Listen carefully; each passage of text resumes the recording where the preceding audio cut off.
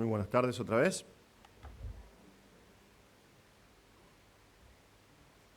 Vamos a orar antes de comenzar.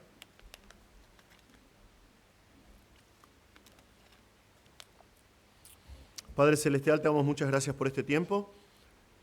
Señor, gracias por tu palabra, que podemos ahora estudiar juntos.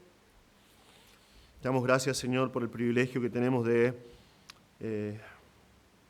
poder conocer un poco más a Cristo por medio del Evangelio de Juan. Te rogamos, Señor, que por favor nos ayudes a entender lo que nos quieres comunicar. Señor, danos concentración, danos entendimiento en esta tarde.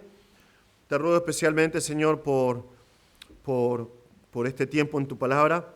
Señor, por favor, quita de este lugar toda distracción, toda cosa que pueda hacernos de tropiezo, para que podamos concentrarnos en la Escritura y poder conocerte más, Señor. Te damos gracias por este tiempo. En el nombre de Jesús. Amén. Bien, seguimos con nuestro estudio del Evangelio de Juan.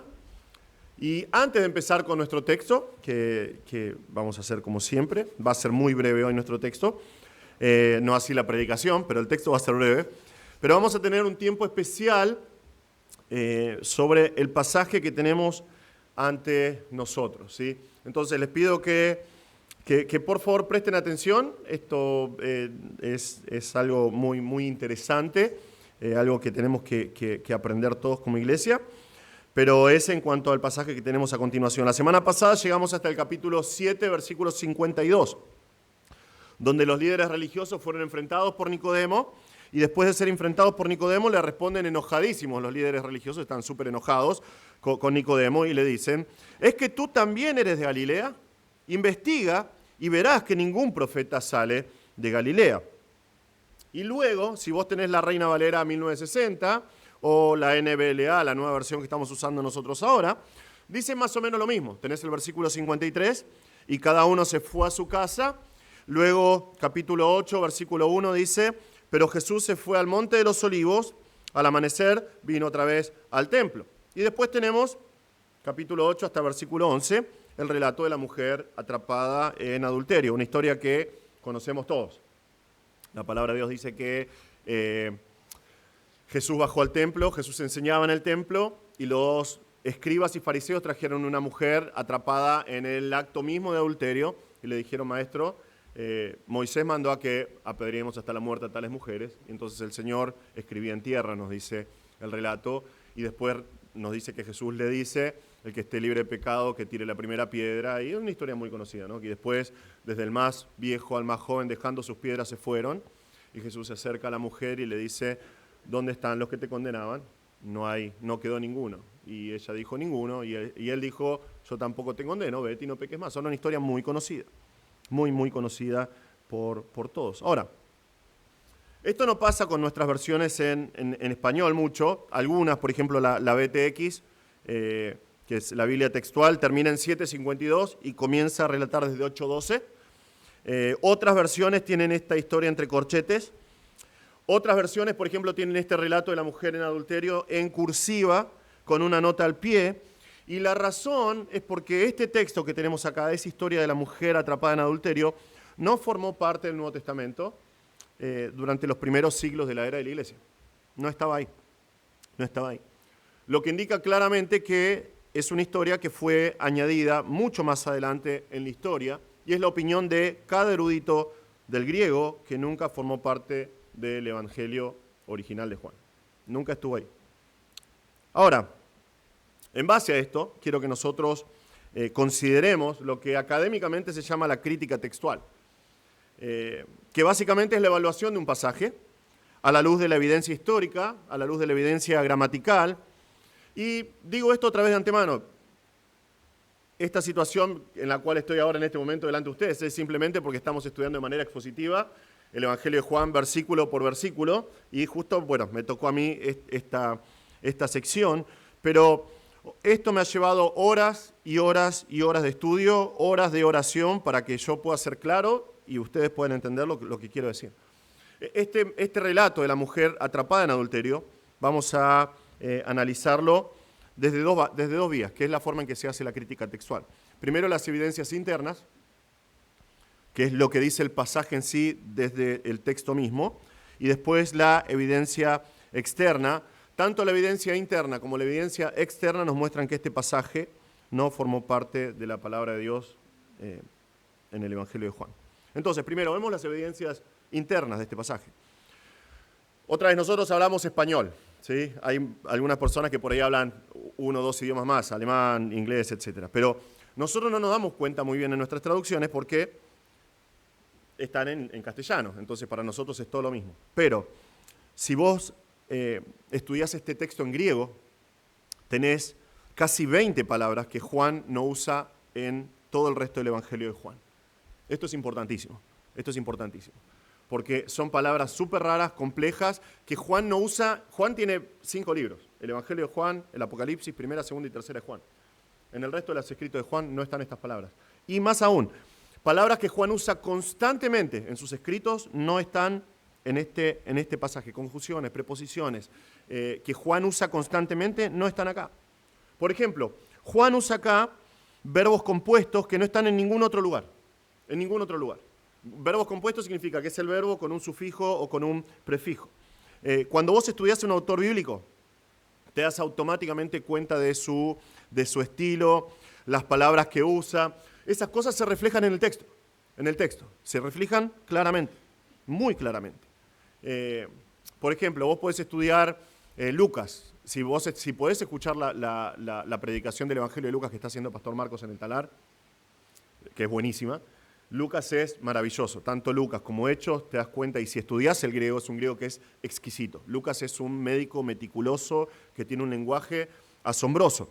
El apóstol Pablo, yo cuando leo el apóstol Pablo y que tuvimos la oportunidad de estudiar tengo la oportunidad de estudiar sus cartas en griego, el tipo está loco, el tipo inventa palabras formando verbos con prefijos para poder ilustrar bien la obra de Cristo por nosotros. Es asombroso. Pero si vos estudias acá, te das cuenta que este no es Juan. Por ejemplo, la frase escribas y fariseos es súper común en los evangelios sinópticos. Siempre están asociados los escribas y los fariseos, pero nunca en Juan. Juan jamás habla acerca de los escribas, solamente acá en este sector. Es más, para que te des una idea, la palabra escriba, ¿sí? La palabra escriba, que es un escribiente, un fariseo, un religioso, Mateo la usa 22 veces, Marcos la usa 20 veces, Lucas la usa 15 veces, Juan nunca usa esta palabra. Está solamente una vez. ¿Sabes dónde? En este pasaje. La referencia al Monte de los Olivos aparece en los sinópticos y solamente para hablar acerca de la última semana de Jesús, la semana en la cual Jesús va a morir, nada más. Y se hace como unas 10 veces. Juan nunca habla del Monte de los Olivos. Solamente la referencia al Monte de los Olivos la tenemos acá en 7:52. Otra vez, si prestás atención, te das cuenta que Juan es un tipo muy, muy sencillo en su forma de escribir. El vocabulario de Juan es muy chiquito, no es tan amplio como Pablo, no es exquisito como Lucas, es más sencillo, pero él habla, te dice 3 palabras y la profundidad que tiene es asombrosa. Si recuerdan cuando empezamos a estudiar Juan, él nos dice esto: en el principio era el verbo, y el verbo estaba con Dios, y el verbo era Dios. Y decís, tu cabeza explota, tu corazón explota en adoración por lo que dice con tan simples palabras.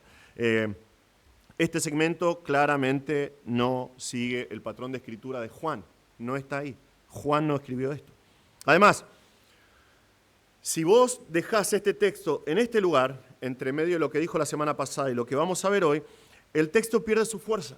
El relato de Juan pierde toda la fuerza, porque si aceptamos este relato, nos corta la cronología, nos deja desubicados en cuanto a la cronología. Recuerden, la semana pasada nosotros vimos que Jesús todavía estaba en Sucot, en la fiesta de los tabernáculos. ¿Qué día era? ¿Recuerdan? El último día, el de la gran fiesta, ¿sí? Luego de hacer la oferta que él dice, el que tenga sed venga, no, él sacia la sed del alma. Terminan sus palabras, la gente pelea entre sí, discute entre sí, los fariseos retan a los guardias, luego discuten con Nicodemo y se van, ¿sí? Y Jesús se va al Monte de los Olivos enfrente a Jerusalén, que es un camino muy corto de un par de minutos nada más, y vuelve al otro día, cuando la fiesta ya terminó. Pero si quitamos esa sección, quitamos este relato y conectamos 7:52 con 8:12, se conectan. se conectan claramente. Y se conectan cuando dice, ¿es que tú también eres de Galilea? Investiga y verás que ningún profeta sale de Galilea. Y lo conectamos con 8:12. Jesús habló otra vez diciendo, yo soy la luz del mundo. Todavía estamos en el último día de la fiesta. El más importante. El más importante. Tenemos la ceremonia de las antorchas por última vez en el día. Entonces, las palabras de Jesús realmente brillan por sus referencias mesiánicas y por su asociación con la fiesta. Y no solamente eso. Es casi una respuesta de parte de Jesús. Y esto, aunque esto algunos comentaristas piensan, pero es una respuesta de parte de Jesús, decir, yo soy la luz del mundo, en su omnisciencia a lo que están preguntando los fariseos. Porque los fariseos dicen, andá y fíjate si hay algún profeta que salió alguna vez de Galilea. Jesús dice, yo soy la luz del mundo. ¿Por qué? Porque él es el cumplimiento de Isaías 9:2. Que después en Mateo 4:16 nos dice que tierra de Zabulón y tierra de Neftalí, camino del mar al otro lado del Jordán, Galilea de los gentiles, el pueblo asentado en tinieblas que vio. Vio una gran luz. Y los que vivían en región y sombra de muerte, una luz les resplandeció. Entonces, hace súper sentido que este relato no esté porque está pegado 7:52 con 8:12. Ahora, esa es la evidencia interna. Lo leemos acá y si tomás el tiempo necesario para estudiar, decís Juan no está acá. La evidencia externa. Esta sección, no forma parte de los manuscritos más antiguos. Recién aparece en el siglo IV de nuestra era. Antes no. Los manuscritos más confiables, y tenemos manuscritos bien antiguos, manuscritos bien confiables del Evangelio de Juan, los más confiables no tienen este pasaje. Muy temprano en la era de la iglesia tenemos traducciones de la Biblia. Las traducciones más antiguas, las primeras traducciones no lo tienen. Y las primeras traducciones que lo añaden, aclaran, mirá, este pasaje de la mujer atrapada en adulterio es dudoso. Si vos estudias todos los manuscritos que contienen este texto de la mujer en adulterio, vas a encontrar que la historia va a estar ubicada en distintos lugares. Nosotros lo tenemos acá en 7:52, pero en algunos lugares está ubicado después de 7:36, después de 7:44, después de 21:25, e incluso hay manuscritos en donde este pasaje está en Lucas 21:38. O sea que es un segmento que forzosamente trataron de meter dentro de la palabra de Dios. Otra evidencia externa que es muy importante, los padres de la iglesia. Los primeros padres de la iglesia, los discípulos de los apóstoles, nunca nombraron este pasaje. Eso es súper importante, súper importante. ¿Por qué? Vos podés reproducir todo el canon del Nuevo Testamento con los escritos de los padres de la iglesia. Ellos, sus escrituras, sus cartas no son inspiradas.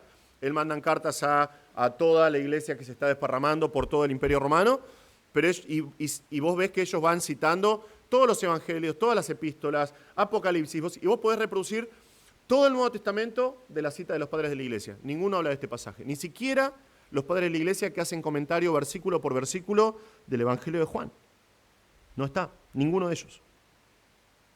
Los comentarios y sermones de este texto por líderes de la iglesia aparecen después del siglo V de nuestra era. Y el primer comentario real de esta sección aparece en el siglo XII, o sea, en el año 1100 de la era de Cristo. El historiador, por ejemplo, Eusebio, en su Historia Eclesiástica, es una obra muy, muy, muy conocida de la historia cristiana, menciona una historia de Papías, que fue un padre de la iglesia, sobre una mujer que en presencia del Señor fue acusada de cometer muchos pecados. Y Papías dice que esta historia está contenida en el Evangelio a los Hebreos, que es un evangelio apócrifo, que no es inspirado. Ahora, otra vez, lo que la mayoría de los eruditos cree es que esta historia fue posiblemente una historia real, que fue pasando de boca en boca, tradición oral, lo pusieron en el Evangelio de los Hebreos, que es un texto que no es inspirado, y después terminó teniendo parte algún escriba, lo puso dentro del Evangelio de Juan. Y las copias de Juan terminaron llevando esta historia en algún momento del siglo IV. Entonces, habiendo dicho todas estas cosas acerca de este pasaje, dos comentarios. Por un lado, y esto es lo que más me importa a mí, por un lado, esto no tiene que darte miedo, ¿sí? Esto no tiene que llevarte a temer en cuanto a la copia de la Biblia que tenés en tu mano. No tenés necesidad de decir, no, ahora ahora no puedo confiar en lo que dice mi Biblia. No es así, no es así. Estos casos son muy aislados, realmente son muy aislados y son de público conocimiento. O sea, si esta es la primera vez que escuchás esto, simplemente podés googlear Juan 8 o la mujer atrapada en adulterio o el resto de Marcos 16 y te va a decir que no son parte del texto original. Son solamente estos dos casos que tenés un texto grande que no estaba en los manuscritos originales. Esta parte en Juan 8, perdón. Y el final de Marcos 16, que Pastor Reinaldo, todavía me acuerdo, lo predicó hace un tiempo de manera magistral explicando el final de Marcos 16.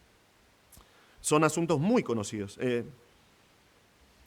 Y si no lo sabías, bueno, podés agradecer que nuestra filosofía pastoral nos obliga a estudiar línea tras línea en sus idiomas originales para enseñarlo a la iglesia. Entonces, quiero decir esto, ustedes pueden confiar en la palabra de Dios, en nuestras traducciones. Ustedes tienen un pastor que ama la palabra de Dios. Yo nunca haría algo para pervertir la palabra de Dios. Y realmente, yo no gano nada con sacar esta historia de acá. No gano nada, no pierdo nada, pero sinceramente es lo que muestra la historia. No tenés que creerme, puedes estudiar por vos mismo, vas a llegar exactamente a la misma información. Para eso es un desafío, vas a tener que aprender a estudiar del griego, estudiar crítica textual. Es un hermoso desafío, te lo dice alguien que ya ha estudiado esto, pero vas a llegar a la misma conclusión. Quiero decirte esto, vos podés leer tu Biblia, podés estudiar tu Biblia tranquilamente, porque el Señor prometió que Él va a preservar su palabra. Entonces, lo que nosotros tenemos en nuestras manos es una traducción fiel de la palabra de Dios, sea Reina Valera o sea la NBLA que nosotros tenemos. Vos podés leer y podés entender el Evangelio, vos podés entender el plan de Dios para la historia y el mundo, el plan de Dios para tu vida. Todavía lo que nosotros tenemos en nuestra mano es la palabra de Dios y podés estudiarla y podés crecer. ¿Sí? Estas cosas son cosas que simplemente fueron pasando porque las copias son hechas por hombres que no son perfectos, pero nosotros tenemos en nuestras manos una copia digna de confianza en cuanto a la palabra de Dios. En segundo lugar, como las pruebas demuestran que este pasaje no forma parte de la Escritura, yo no voy a predicarlo. Conozco pastores que sí lo hacen y comparten esto. Mi conciencia no me permite predicar algo que claramente no está en la palabra de Dios, porque entiendo claramente que lo único que va a edificarnos es la palabra de Dios. Es la palabra de Dios. Y si este relato de la mujer en adulterio no estaba en la palabra de Dios original, no es parte del canon, no lo voy a predicar. No puedo, porque no es la palabra de Dios. Puedes estar de acuerdo, puedes no estar de acuerdo, hace tu propia investigación y vas a ver, no vayas a YouTube, ¿no? Y pongas, yo quiero que esté en el texto. No, hace una investigación sincera. Es una traducción, entonces yo no lo voy a predicar. Conozco pastores que sí lo hacen, pero mi conciencia no me permite predicar algo que claramente no es la palabra de Dios. Porque solamente la palabra de Dios dice, Pablo en Hechos a los ancianos de Éfeso, tiene el poder para sobreedificarnos y darnos herencia con todos los santificados. Es la palabra de Dios. Solamente la palabra de Dios. Jesús va a decir en Juan 17, santifícalos en tu verdad. Tu palabra es verdad. Solamente Dios puede santificarnos por medio de su palabra. Esto claramente no es la palabra de Dios. Solamente la Escritura, inspirada por Dios, es la espada del Espíritu. ¿Sí? Imagínate darle al Espíritu Santo, la tercera persona de la Trinidad, Dios todopoderoso, omnisciente, omnipresente. Darle una espada o darle un tenedor de plástico. Tenés que darle la espada. Es la palabra de Dios. No voy a predicarlo. Entonces, otra vez, esto es me llevó un tiempito para explicar. Es algo que puede llegar a ser controversial. Espero que no, porque es bien claro lo que expliqué. Habiendo dicho eso, vamos a hacer un salto de Juan 7:52 a nuestro texto de hoy, en Juan 8:12. Y otra vez, la palabra de Dios es clara, ¿sí? Decís, bueno, pero es una linda historia. Bueno, pero no estaban los pasajes originales. Y tenés ya historias en las cuales el Señor redime a mujeres que están en pecado, ¿no? Ya lo vimos hace un tiempo atrás, en la mujer samaritana en Juan 4, ¿no? Una mujer que no fue atrapada en el acto mismo de adulterio, pero tuvo 5 maridos y con el que estaba no era su esposo y cosas por el estilo. Y el Señor la perdonó, la salvó y ella fue una gran bendición. Así que vamos a Juan 8:12. Ahora, vamos al texto en sí ahora. Hay una realidad muy interesante acerca de los seres humanos. Y es que todos nacemos, por lo menos al principio de nuestras vidas, con un miedo natural a la oscuridad. La falta de visión, el temor a los terrores, si sos chico sobre todo, a los terrores ocultos detrás de las tinieblas, ¿no? O debajo de la cama. El miedo al dolor es algo típico. En el momento en que se corta la luz y la primera víctima siempre es el dedo chiquito del pie, por alguna razón. Pero ni bien se apaga la luz, comienza la incertidumbre, comenzamos a temer. Esto es algo que sucede muy seguido con los niños. Sucedía con mis hijos, me acuerdo. Apenas se cortaba la luz, era una desesperación, gritaban, ¿no? ¡Ah! Y buscaban dos opciones. O los abrazabas y decías, acá estoy hasta que uno de los dos prendía la linterna o una luz de emergencia, o ibas corriendo directamente a prender la luz de emergencia. Porque por naturaleza el ser humano al comienzo de su vida tiene miedo a la oscuridad. Ahora, algo que es muy llamativo, es que con el paso del tiempo el hombre comienza a perder ese miedo por la oscuridad y comienza a acostumbrarse y a no tener miedo más. Empieza a sentirse cómodo con la ausencia de la luz. Y es interesante que de la misma forma de que se acostumbra a la oscuridad, también se acostumbra más y más al pecado. Y su corazón se acostumbra al pecado y se insensibiliza cada vez más con las cosas que la palabra de Dios dice que Dios aborrece. Y eso es porque la palabra de Dios nos dice que el corazón del hombre nace en tinieblas, nace en la más completa oscuridad. Pablo nos recuerda eso, esta triste verdad en Romanos 1.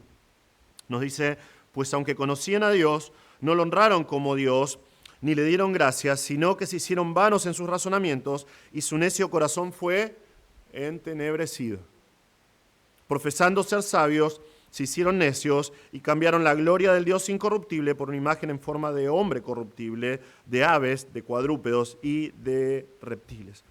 Desde la caída, el hombre vive en tinieblas. El hombre ama las tinieblas. Se encuentra muy cómodo, alejado de Dios, sentado en medio de la oscuridad y estando así sin saber a dónde va, sin ver qué es lo que tiene frente de él, está muy cómodo en la oscuridad. Y para que haya un cambio radical, un cambio verdadero en su vida, necesita luz.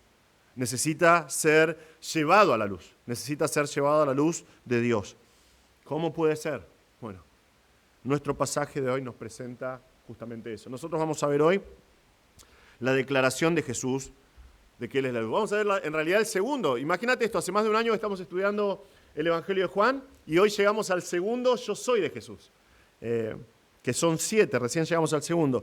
Y nos muestra que Jesús, este mismo que los fariseos están buscando matar desesperadamente, es en realidad la luz del mundo. Jesús es la única esperanza verdadera para este mundo en oscuridad. Fíjense lo que dice el pasaje. Jesús les habló otra vez diciendo, yo soy la luz del mundo, el que me sigue no andará en tinieblas, sino que tendrá la luz de la vida. Yo soy la luz del mundo, el que me sigue no andará en tinieblas, sino que tendrá la luz de la vida. Nosotros vamos a ver en nuestro pasaje de hoy solamente un versículo, 2 realidades acerca de Jesús que aprendemos de su segundo yo soy. 2 realidades acerca de Jesús, de su segunda declaración de yo soy, en este caso yo soy la luz del mundo. Primera realidad que vemos acá, realidad número 1, Jesús es el Dios de luz. El pasaje, como dijimos recién, todavía nos sitúa en la fiesta de los tabernáculos, porque dice, Jesús les habló otra vez diciendo, esto conecta perfectamente con cuando Jesús habla en Juan 7 y él dice, el que tiene el último día, el de la gran fiesta, Jesús se paró y exclamó a gran voz, el que tiene sed, que venga a mí. Conecta, y después de ahí, de las palabras de Jesús, tenés todo lo que sucede, el relato de lo que sucede, y después otra vez habla Jesús diciendo esta frase. Y le da un significado, como vamos a ver, mucho más profundo a nuestro pasaje de hoy. Ahora, para entender plenamente este pasaje, conectamos lo que dice Jesús acá, en versículo 12, con versículo 20. Fíjense lo que dice 8:20. Estas palabras las pronunció en el lugar del tesoro cuando enseñaba en el templo. Es en el lugar del tesoro, cuando enseñaba en el templo, que Jesús dice, yo soy la luz del mundo. Estos dichos de Jesús fueron pronunciados en el área de la tesorería, en la parte del templo que se llama el atrio de las mujeres. Ahora, en este sector había un pórtico con columnas que daban sombra, lo que hacía que este sector fuese un refugio realmente. Era un lugar apto para enseñar. Los rabinos iban a este lugar y se ponían en la sombra del calor agobiante de Jerusalén y enseñaban, y la gente se reunía ahí para enseñar. Y también la gente que se refugiaba del calor simplemente, bueno, de paso escuchaba alguna enseñanza bíblica. En este lugar que nos muestra Juan que está Jesús, en el área de la tesorería, había 13 cofres. 13 cofres que tenían la forma de un triángulo y eran llamados shofar porque se parecen a la trompeta de cuerno de carnero, puesta al revés, ¿no? En vez de puesta así, hacia abajo, que como parecían cuernos invertidos se les llamaban shofar. En estos 13 cofres se ponían las distintas ofrendas que los feligreses, que los judíos venían a hacer al templo. Ahora, ¿por qué es importante explicar esto? Porque es en este lugar, en el centro del atrio de las mujeres, donde durante cada noche de la fiesta de los tabernáculos los sacerdotes encendían estas 4 columnas, estas columnas que los historiadores dicen que tenían 14, 17 metros de alto, donde se trepaban unos jóvenes que estaban preparándose para el ministerio y encendían. ¿Recuerdan? Las crónicas nos dicen que cuando las noches de los tabernáculos, durante las 7 noches de los tabernáculos, se encendían estas 4 columnas, no había un rincón en toda Jerusalén donde no llegase la luz. La luz irradiaba desde el monte hacia toda la ciudad. A la luz de estos candelabros, según la Mishnah, la tradición judía, hombres de gran piedad y buenas obras danzaban toda la noche cantando llenos de gozo, con antorchas en sus manos, dando alabanzas al Señor, y otras miles de personas observaban este espectáculo hermoso. Y es en este escenario, el último día de la fiesta, que Jesús exclama, yo soy la luz del mundo. Yo soy la luz del mundo. Ahora, no quiero que perdamos la importancia de estas palabras, porque Cristo se está atribuyendo a sí mismo cualidades que solamente le corresponden a Dios en el Antiguo Testamento y a nadie más. El Señor, Él es la luz en el Antiguo Testamento. Él es el proveedor de luz en el Antiguo Testamento. Cuando Job recordaba sus tiempos de bienestar, dijo esto en capítulo 29. ¿Quién me diera volver como ser en meses pasados? Como en los días en que Dios velaba sobre mí, cuando su lámpara resplandecía sobre mi cabeza y a su luz caminaba yo en las tinieblas. Job reconoce que Dios es su luz. Cuando Israel caminaba en el desierto, en la noche, la luz de Dios proveniente de la columna de fuego les indicaba el camino. Y tenemos referencias después en todo el Antiguo Testamento acerca de la luz de Dios, como los guiaba. Dios es la luz del Antiguo Testamento. Los salmos nos recuerdan esta verdad una y otra vez. Dios es la luz de este mundo. Salmo 27:1 dice, el Señor es mi luz y mi salvación. ¿A quién temeré? El Señor es la fortaleza de mi vida. ¿De quién tendré temor? Salmo 36:9, un pasaje que los judíos le enseñaban a cantar a sus hijitos para que canten cuando eran chiquitos. Porque en ti está la fuente de la vida, en tu luz vemos la luz. Salmo 43:3 dice esto el salmista, envía tu luz y tu verdad, que ellas me guíen, que me lleven a tu santo monte y a tus moradas. Pero esto no es una verdad exclusiva de los libros poéticos solamente, como diciendo, no, Dios es luz, no. Los profetas, por ejemplo, Habacuc 3 y 4, cuando Habacuc habla de Dios, dice esto, lo describe de esta manera. Dios viene de Temán y el santo del monte Parán, Selah. Su esplendor cubre los cielos y de su alabanza está llena la tierra. Su resplandor es como luz, tiene rayos que salen de su mano y así se oculta su poder. El profeta Miqueas dice esto en Miqueas 7, pero yo pondré mis ojos en el Señor, esperaré en el Dios de mi salvación. Mi Dios me oirá. no te alegres de mí, enemiga mía. Aunque caiga, me levantaré, aunque mora en tinieblas, el Señor es mi luz. El Antiguo Testamento presenta a Dios como luz, como luz. Él es la luz. Y Jesús acá declara, yo soy esa luz. Yo soy la luz del mundo. Al comienzo de la creación, la tierra estaba en la más completa oscuridad. Y el Señor dijo, haya luz. ¿Y qué pasó? Fue la luz. Fue la luz. Pero muy poquito tiempo después de la creación, el mundo fue entenebrecido otra vez. Pero fue entenebrecido por una oscuridad mucho más profunda, porque fue la oscuridad que trajo el pecado. Al punto que Efesios 6:12 llama a este mundo de tinieblas. Entonces este mundo está bajo la más completa oscuridad, pero Dios en su tiempo soberano envió a Jesús, la luz del mundo. Y Juan ya nos habló de esto.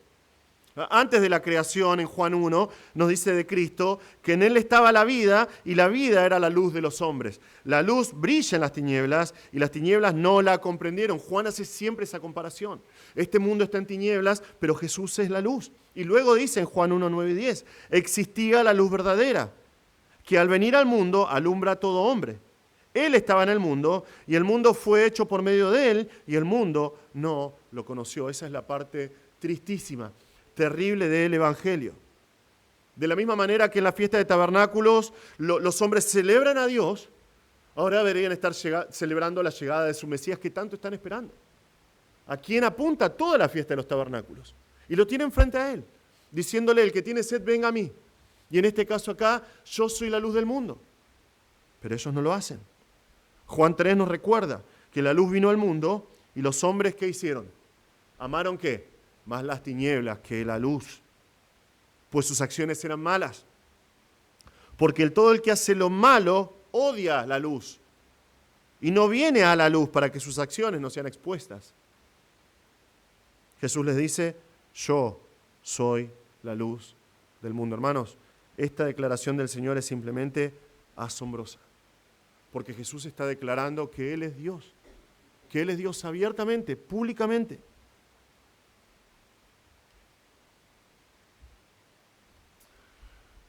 Es un desafío para nosotros un pasaje como este, porque nosotros tenemos la costumbre de leer pasajes como estos y seguir de largo, y no pensar realmente en lo que dice el pasaje, no meditar profundamente en las verdades que vemos acá, pero realmente lo que está diciendo Jesús acá, una frase muy cortita, yo soy la luz del mundo, es la base de nuestra fe, es la base de nuestra fe. Jesús no fue solamente un hombre, Él es Dios encarnado por nosotros. Dios hecho hombre. El mundo se ha encargado de mostrar a Jesús como un tipo común y corriente, un buen maestro, en el mejor de los casos un revolucionario del amor y de la integridad y de la justicia y de lo que está bien, que fue un gran ejemplo a seguir, un hombre que fue asesinado injustamente por celos religiosos, básicamente un buen tipo que no le fue muy bien. Las sectas cristianas se han encargado a lo largo de la historia de pervertir la persona de Jesús a través de los siglos, ya sea diciendo que es solamente uno de los tantos caminos hacia Dios, diciendo que Él es uno de los tantos intercesores entre medio de cientos o miles de santos. Otras sectas cristianas dicen que Él es simplemente la creación, dándole en realidad el lugar de Satanás, diciendo que es la creación más grande de Dios. Un ángel superpoderoso que vino a este mundo para cumplir una misión.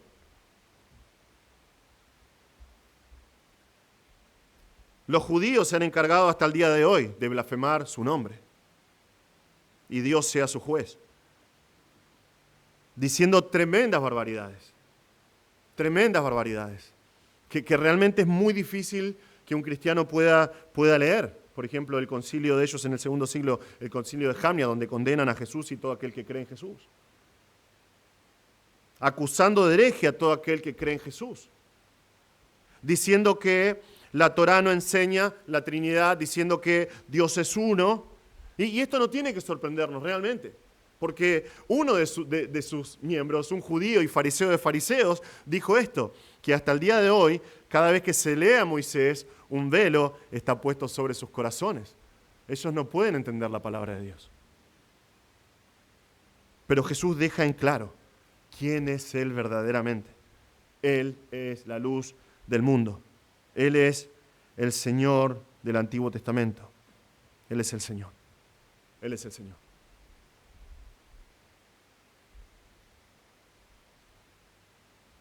Hermanos, ¿entienden la importancia de estas declaraciones? Jesús está diciendo claramente, yo soy Dios. No hay chance que las personas que están escuchando esto entiendan otra cosa. Jesús está diciendo claramente que Él es el Señor. Él es Yahweh, Él es Jehová, Él es el Señor del Antiguo Testamento, Él es el Dios de Israel.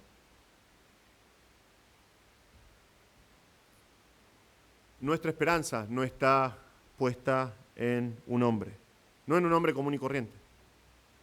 Nuestra esperanza está puesta en el Dios hombre, en Jesús, la luz del mundo. Primera realidad, Jesús es el Dios de luz del Antiguo Testamento. Segunda realidad que vemos acá, la luz de Cristo transforma la vida del hombre. La luz de Cristo transforma la vida del hombre. Cristo dice, yo soy la luz del mundo. Pero eso no queda ahí nomás. No queda como tan solo una declaración. Él dice, yo soy la luz del mundo. El que me sigue no andará en tinieblas, sino que tendrá la luz de la vida. Esta declaración de Jesús, que Él es la luz del mundo, viene con una promesa impresionante, pero una promesa que tiene dos aspectos, un aspecto positivo y un aspecto negativo. El primero que está acá es el aspecto negativo. Él dice, el que me sigue no andará en tinieblas. El que me sigue no andará en tinieblas. ¿Ven qué sencillo que Juan, en su vocabulario, pero qué profundo que es? Nosotros ya vimos que la reacción natural del hombre es huir de la luz, ¿sí? Es todo lo que sucede con la gente que ama las tinieblas, con todo ser que ama las tinieblas. Es como cuando prendés la luz en un galpón que no usas hace mucho tiempo, ¿sí? ¿Qué es lo primero que sucede? Se prende la luz y insectos u otro tipo de seres vivientes de constitución un poco más compleja comienzan a escapar, se esconden, se quedan quietos, inmediatamente dejan de hacer ruido. Así es el hombre natural sin Cristo. Ante la exposición de la luz, escapa, se esconde. Es su naturaleza. Su corazón está entenebrecido. Pero algunos son atraídos por Dios a su luz. Es la maravilla de la salvación. El apóstol Pablo lo describe así en 2 Corintios 4:6.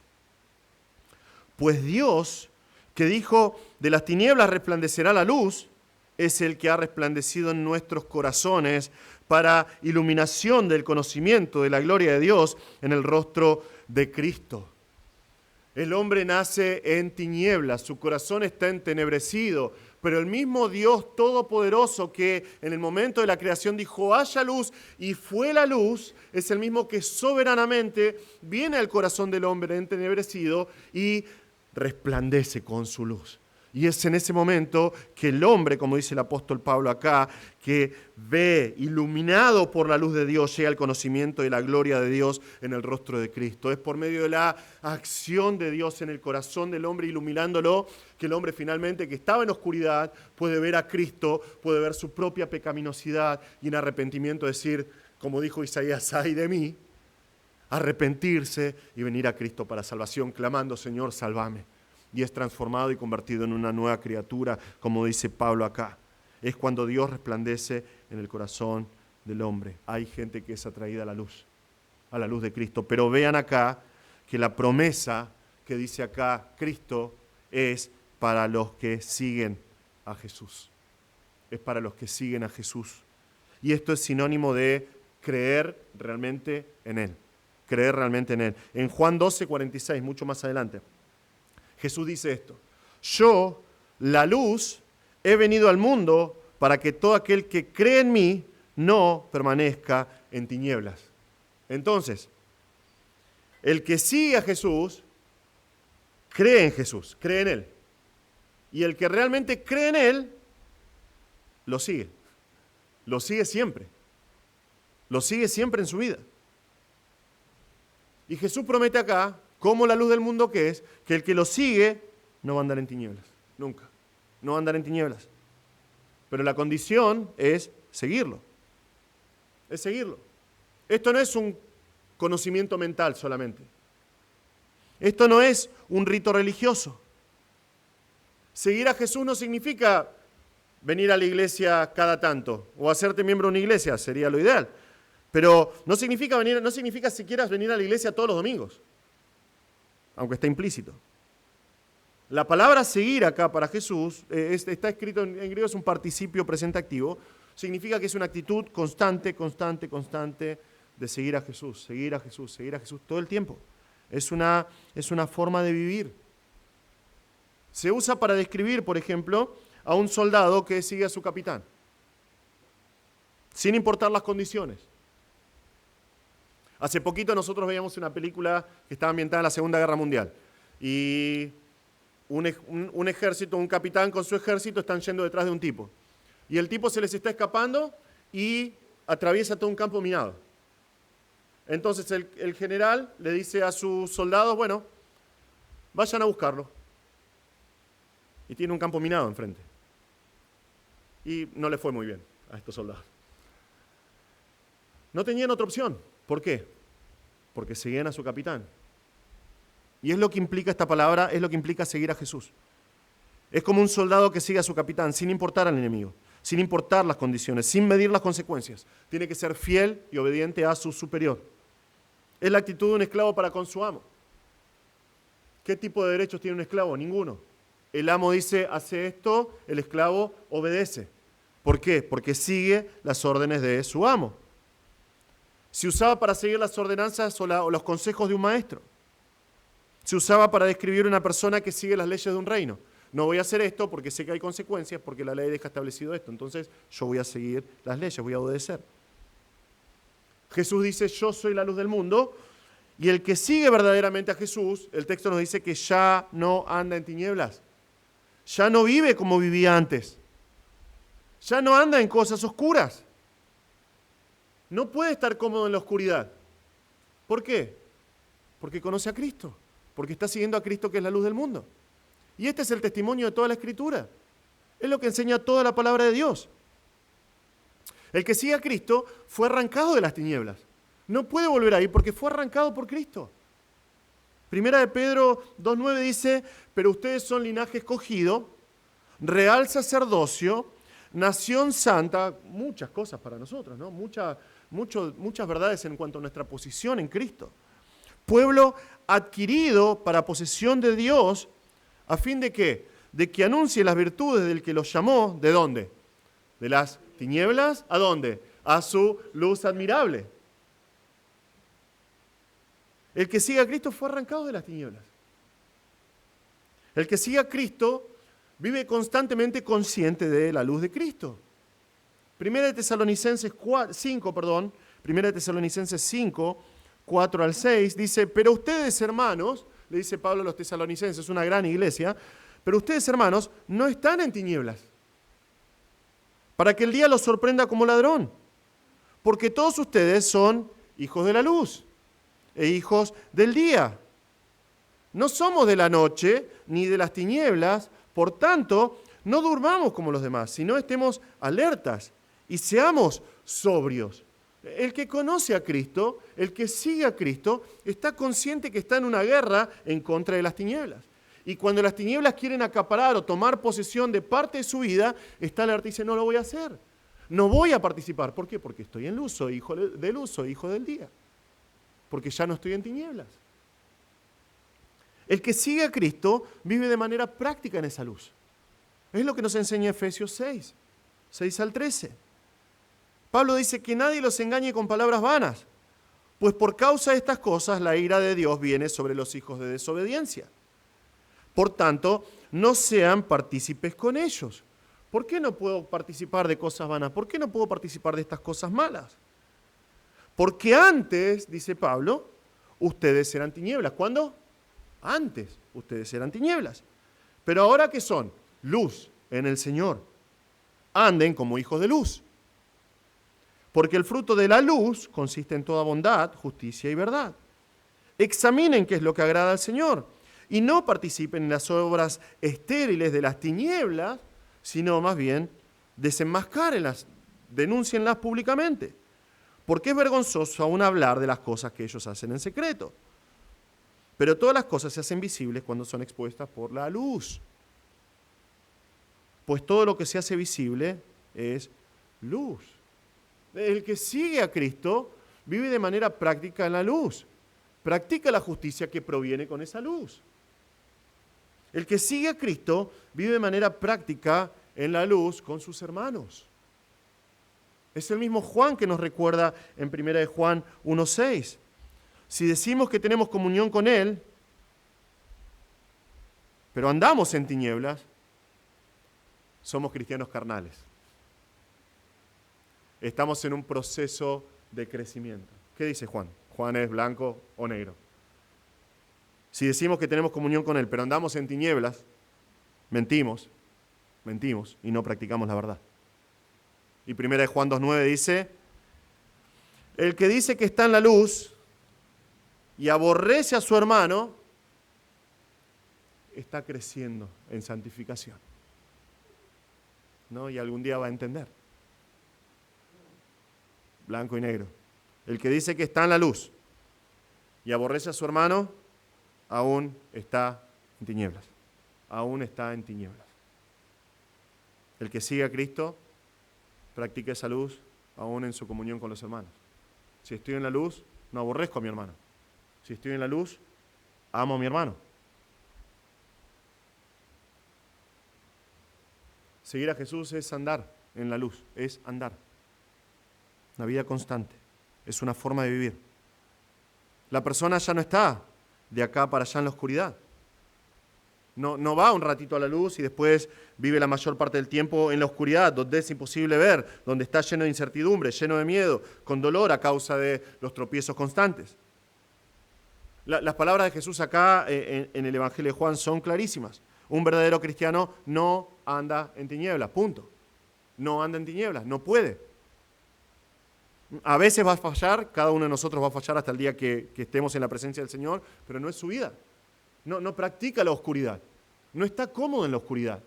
Cuando cae en la oscuridad se da cuenta que está comenzando a no ver porque está siendo rodeado por la oscuridad. El cristiano de manera progresiva, es el testimonio de la palabra de Dios, de manera progresiva identifica lo que es tinieblas y se aparta de ellas y crece en andar en luz. Punto. Un verdadero cristiano no anda en tinieblas, no puede, no está cómodo. Si estás cómodo andando en tinieblas, muy probablemente no seas un cristiano.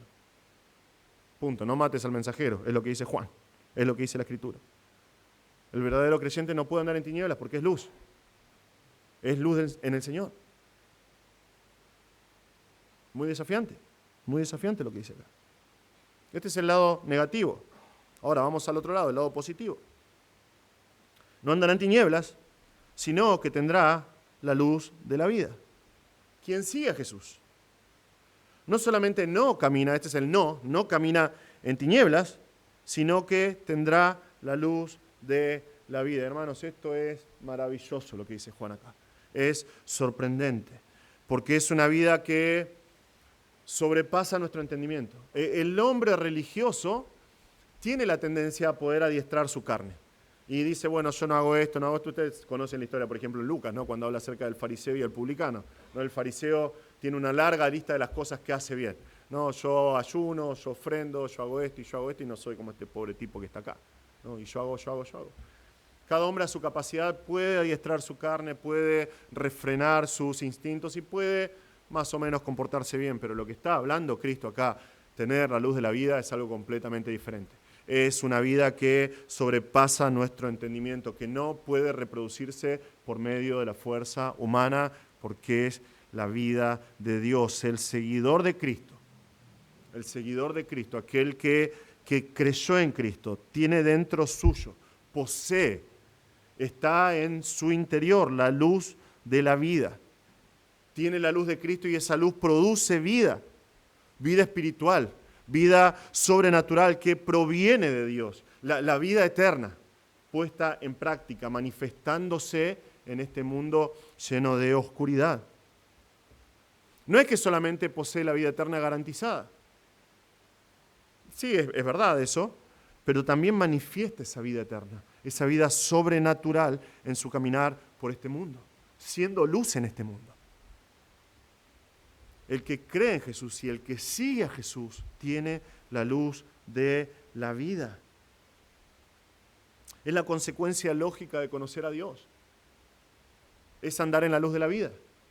Vean lo que dice, esto es el Antiguo Testamento, pero el Salmo 56:13 dice: pues tú has librado mi alma de la muerte y mis pies de tropiezo, para que yo pueda andar delante de Dios en la luz de la vida.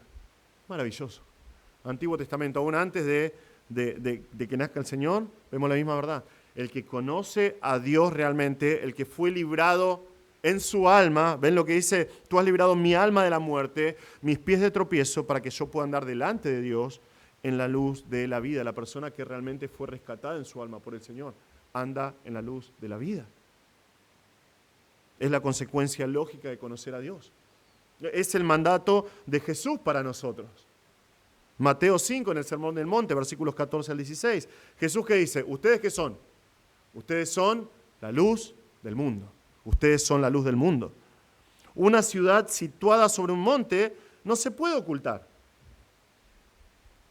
Ni se enciende una lámpara y se pone debajo de una vasija, sino sobre el candelero, y alumbra a todos los que están en la casa. Así brille la luz de ustedes delante de los hombres, para que vean sus buenas acciones y glorifiquen a su Padre que está en los cielos. El mandato de Jesús para nosotros es que seamos luz, que vivamos en esa luz, que manifestemos esa luz, que reflejemos esa luz, y por medio de esa luz nuestro Padre que está en los cielos sea glorificado. Ahora, eso es una manera de vida, una forma de vida constante. Y Jesús acá lo dice de manera muy clara. Vos no prendés una vela y la tapás, ¿no? ¿Por qué? ¿Para qué la prendés? La prendés para que ilumine. No lo haces. Ahora, imagínate el creyente viniendo el domingo a la iglesia y saludando a todos los hermanos y dando eso. Hermano, bendiciones. Soy luz. Soy luz. Y en el momento que sale por esa puerta, se pone un sobre todo, sombrero, se cubre y dice: no voy a iluminar en ningún lado más durante toda la semana hasta el domingo que viene. Sería ridículo, ¿verdad? Pero es la manera en que viven muchos cristianos, llamados así cristianos. Jesús dice: ustedes son la luz del mundo. Tienen que vivir en la luz, tienen que ser un reflejo de esa luz si están en Cristo. Porque después de todo es nuestro llamado, después de la salvación. Somos llamados a vivir en la luz. Filipenses 2, versículos 14 y 16 dice esto: hagan todas las cosas sin murmuraciones ni discusiones. Interesante, que va a hablar acerca de las tinieblas y habla acerca de las murmuraciones, producto de las tinieblas. Para que sean irreprensibles y sencillos, hijos de Dios, sin tacha en medio de una generación torcida y perversa, en medio de la cual ustedes, ¿qué? Resplandecen como luminares en el mundo, sosteniendo firmemente la palabra de vida, a fin de que yo tenga motivo para gloriarme en el día de Cristo, ya que no habré corrido en vano, ni habré trabajado en vano. Es la oración de todo pastor, la oración del apóstol Pablo acá. Que la gente sobre la cual el Señor lo puso, que escucha la palabra de Dios predicada línea tras línea, viva de esta manera, resplandeciendo como luminares en el mundo, para que después en el día de Cristo cada pastor pueda gloriarse. Y que no llegue al final de su ministerio y diga: oh, corrí en vano. El apóstol Pablo dice: ustedes son hijos de Dios, vivan en medio de esta generación oscura como luminares en el mundo, haciendo que, sosteniendo firmemente la palabra de vida. Es nuestro llamado después de la salvación, andar en la luz de la vida que da Cristo. Jesús es la luz del mundo. Es la única esperanza para este mundo en tinieblas. Es el único que puede transformar un corazón entenebrecido y transformarlo en un hijo de luz.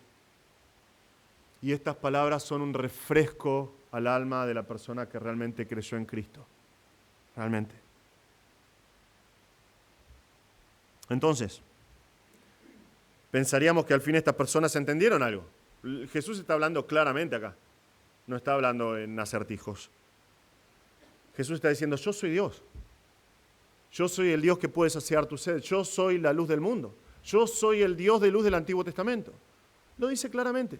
No hay chance que hayan entendido otra cosa. Entonces, y bueno, al fin estas personas tienen que haber entendido algo. Tienen que haber entendido algo y creer en Él. No hace falta nada más. Pero no. Lo único que responden las personas que están escuchando a Jesús es, vos te estás promocionando a vos mismo. Vos te estás haciendo propaganda a vos mismo. No podés ser la luz del mundo. Y te preguntás, ¿pueden ser tan ciegos? La respuesta, sí. Están entenebrecidos. ¿Cristo va a confrontarlos? Sí, por supuesto. Juan, en los próximos pasajes, va a mostrarnos a Jesús respondiendo y respondiendo y respondiendo a los fariseos, avergonzándolos, exponiéndolos y continuando con sus declaraciones de deidad. Va a seguir haciéndolo. Para eso vamos a esperar un poquito, un par de días. Pero hasta entonces, dos cositas muy claras que aprendemos de este pasaje. Primeramente, la pregunta que cada creyente que lee este pasaje tiene que hacerse es si realmente estás siguiendo a Jesús. Si realmente estás siguiendo a Jesús. Y eso significa, eso está implícito, si realmente creíste en Jesús. Si creíste en Jesús, tenés que estar siguiendo a Jesús. El que sigue a Jesús anda en luz, no anda en oscuridad, no está cómodo con las tinieblas. Si realmente estás siguiendo a Jesús, se va a ver en tu vida, hermano. Se va a reflejar en tu vida. Las decisiones que vas a tomar van a ser decisiones que van a ir en pos del progreso del reino de luz, para la gloria del Dios de luz. El Dios que te sacó de las tinieblas a su luz admirable.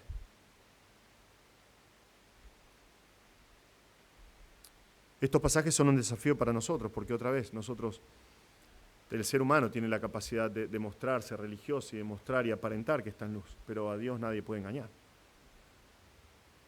Y cuando estamos en la soledad de nuestra habitación, con nuestros propios pensamientos, el Señor ve si realmente estamos siguiendo a Jesús. Si realmente estamos pensando y andando como hijos de luz. Si realmente estás siguiendo a Jesús, no vas a vivir en tinieblas.